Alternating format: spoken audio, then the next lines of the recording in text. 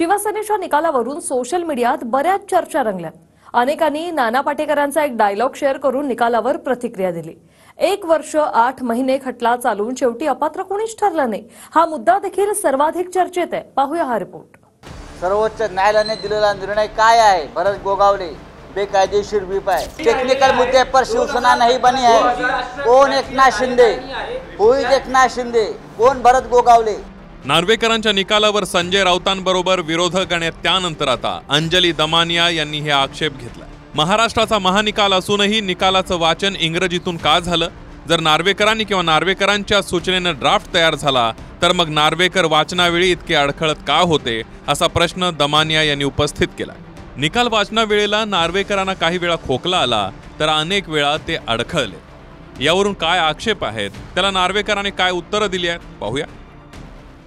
Before delving into, I cannot delve into taken place or written such further period or within such further period essential question in existential question in relation to the political party such which existed when the rival factions emerged can be discerned. Looking at the degree and gravity of the indiscipline, the concerned member may be censored. जर त्यांनी तो so called draft केला असेल तर ते इतक्यांदा अडखळले नसते, तिथल्या प्रत्येक शब्दावर ते अडखळत होते। म्हणजे मग हा महानिकाल जो आहे तो कोणी सुप्रीम कोर्टाच्या लॉयरनी ड्राफ्ट केला का आणि यांनी फक्त त्याचं वाचन केलं का? असं जर असेल तर हा खरंच अतिशय एक मोठा अलार्म आपल्या सगळ्यांच्या मनात झाला पाहिजे। आता तो त्यांनी कोणाकडनं ड्राफ्ट बनवून घेतला का, भाजपनी बनवून घेतला का, कोणी बनवून घेतला का, शिंदेनी बनवून घेतला, त्यांचं त्यांना आणि परमेश्वराला माहिती। पण त्यांनी ते जे लिहिलेलं होतं ते त्यांचे शब्द नव्हते, कारण त्या शब्दांवर ते अडखळले नसते। मला तर अडखळलेलं काय वाटत नाही। आपण जेव्हा 1.5-2 तास वाचन करत असतो तेव्हा वाचन करत करत मला सांगा कुठचा माणूस 1.5-2 तास वाचन करतो आणि एकदाही त्याचं शब्द वाचण्यात चूक होत नाही। शेवटी ही 150 पानांची ऑर्डर आहे, हजारो त्याच्यात किंवा लाखोच्या संख्येने त्याच्यात शब्द आहेत। तर असे आरोप याच्यात मला वाटतं अशा आरोपांवरती उत्तर देणं पण गरजेचं नाहीये।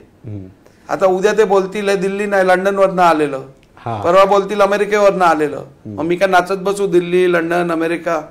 दरम्यान सुप्रीम कोर्टानं निकालावेळेला काय म्हटलं होतं आणि काल नार्वेकरांचा निकाल काय होता त्यातला फरक बघूया। सुप्रीम कोर्टानं म्हटलं होतं की शिंदे गटाच्या भरत गोगावलेंची प्रतोद म्हणून निवड बेकायदेशीर होती, मात्र कालच्या निकालात नार्वेकरांनी गोगावलेंची प्रतोद म्हणून निवड कायदेशीर ठरवली। सुप्रीम कोर्टानं गटनेते म्हणून एकनाथ शिंदेंची निवड ही बेकायदेशीर ठरवली होती, मात्र राहुल नार्वेकरांनी ती कायदेशीर ठरवली आहे। सुप्रीम कोर्टानं ठाकरे गटाच्या सुनील प्रभूंची प्रतोद म्हणून निवडीला कायदेशीर निवड म्हटलं होतं, मात्र कालच्या निकालात नार्वेकरांनी प्रभूंच्या निवडीला बेकायदेशीर ठरवलं। सुप्रीम कोर्टानं म्हटलं होतं की विधिमंडळ पक्ष म्हणजे प्रमुख राजकीय पक्ष असू शकत नाही, पण कालच्या निकालात नार्वेकरांनी विधिमंडळाचं बहुमत, पक्षाची घटना या निकषावर शिंदेंना शिवसेना या राजकीय पक्षाचं प्रमुख म्हणून मान्यता दिली। कोर्टानं निकालात प्रतोद, गटनेते आणि विधिमंडळ पक्ष म्हणजेच राजकीय पक्ष यांना चूक ठरवलं होतं, तर नार्वेकरांनी पक्षाची रचना, पक्षाची घटना आणि बहुमत या आधारावर प्रतोद, गटनेते आणि पक्ष म्हणून शिंदेंना योग्य ठरवलंय। मात्र नार्वेकरांसहित फडणवीस म्हणतायत की कालचा निकाल हा न्यायालयानं दिलेल्या मुद्द्यांच्या आधारेच दिला गेलाय। पण जेव्हा दोन्ही निकालातल्या फरकांवर प्रश्न आले तेव्हा नार्वेकरांनी काय स्पष्टीकरण दिलंय तेही पाहूयात। सर्वोच्च न्यायालयाने दिलेला निर्णय काय आहे? भरत गोगावले बेकायदेशीर व्हीप आहे। सुनील प्रभू हे खरे व्हीप आहेत। गव्हर्नरची केलेली संपूर्ण कृती बेकायदेशीर आहे। गव्हर्नरला बहुमत ठरवण्याचा अधिकार नाही हे सर्वोच्च न्यायालयानं सांगितलेलं आहे। या देशाचं सर्वोच्च न्यायालय शहाणं की हे आत्ता बसलेले 150 शाणे मुद्दों पर बात होनी चाहिए। कोई टेक्निकल मुद्दा नहीं है। टेक्निकल मुद्दे पर शिवसेना नहीं बनी है। कौन एकनाथ शिंदे? कोई एकनाथ शिंदे, कौन भरत गोगावले? उनके औकात क्या है? कौन विधानसभा स्पीकर? वो तय करेगा। 40 एमएलए निकल गए तो पार्टी उनकी हो गई। सर्वप्रथम सुप्रीम कोर्टाची ऑर्डर आपण बघा, त्याच्यात सुप्रीम कोर्टाने असं कधीच म्हटलं नाहीये की भरत गोगावलेंची निवड ही कायमस्वरूपी अवैध आहे किंवा कायमस्वरूपी नाही म्हटलेलं. काय ऐका तो शब्द सांगतो तुम्हाला, त्याचं पुढचं सांगतो. कायमस्वरूपी अवैध आहे असं म्हटलं नाहीये. आणि त्याचप्रमाणे उपाध्यक्षांनी जी सुनील प्रभूंची आणि अजय चौधरींची निवडीला रेकग्निशन दिलेलं ते कायमस्वरूपी बरोबर आहे असंही म्हटलं कायमस्वरूपी नाही. नाही त्याच्यात म्हटलं, असं आहे तर म्हटलं त्याच्या पाठलं कारण आहे का? हा. पुढे अध्यक्षांना आदेश दिले की आपण ही प्रक्रिया राबवा. मूळ राजकीय पक्ष कुठचा आहे 2022-21 तारखेला जूनच्या हे ठरवा आणि हे ठरवल्यानंतर त्या मूळ राजकीय पक्षाच्या इच्छेनुसार व्हिप अपॉइंट करा. त्यामुळे मी जो कारवाई केली आहे ती तशीच सुप्रीम कोर्टने सांगितल्याप्रमाणे केली आहे. शिवसेनेनं आपल्या पक्षाच्या घटनेमध्ये 2018 मध्ये केलेली घटना दुरुस्ती निवडणूक आयोगाकडून मिळाली नाही. त्यामुळे नार्वेकरांनी ती अवैध ठरवली.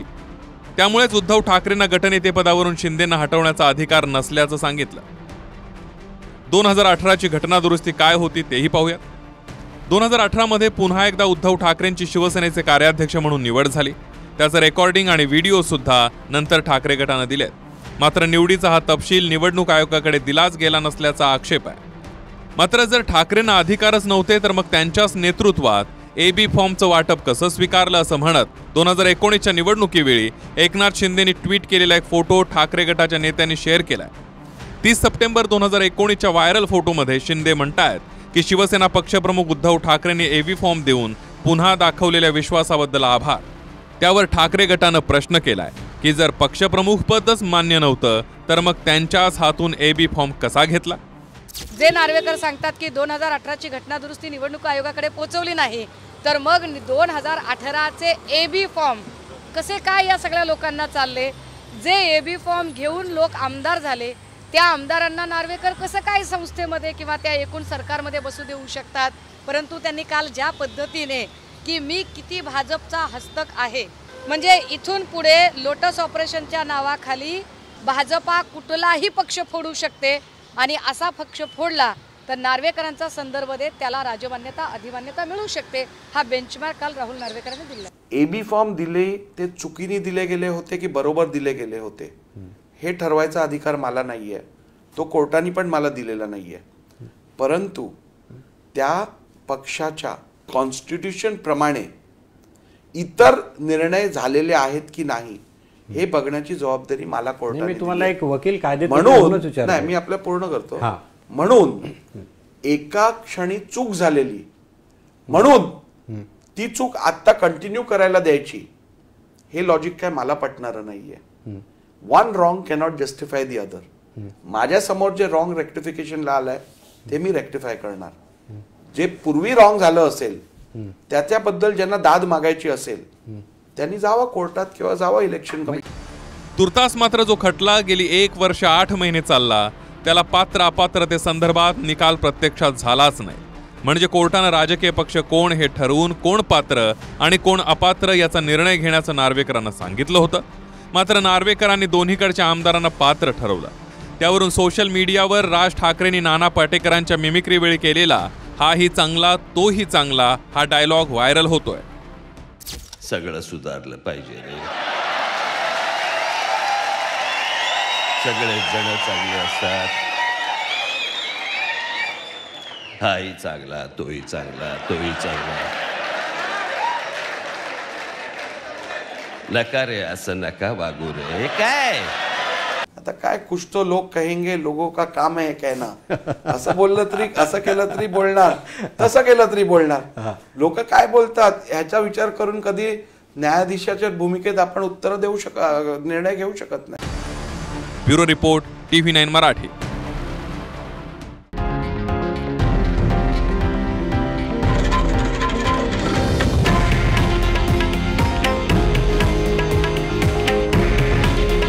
हे आहे देशातील नंबर 1 न्यूज नेटवर्क आणि आपण पाहत आहात TV9 मराठी. काळजी तुमची, हित महाराष्ट्राचं.